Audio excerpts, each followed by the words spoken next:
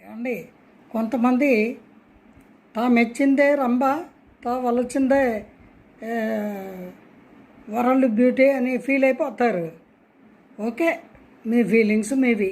కానీ కొన్ని పనులు చేసేటప్పుడు మంచి చెడులు చూసుకొని చేయకపోతే నష్టపోయేది మీరే.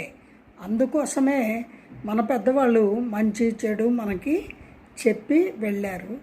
వాటిని కొద్ది గొప్ప ఫాలో అవుతున్నాము, అవ్వడం మనకే మంచిది. ముఖ్యంగా నూతన గృహప్రవేశానికి భాద్రపద మాసము, జ్యేష్ఠ మాసము, ఆశ్వయుజ మాసము అస్సలు పనికిరాదు.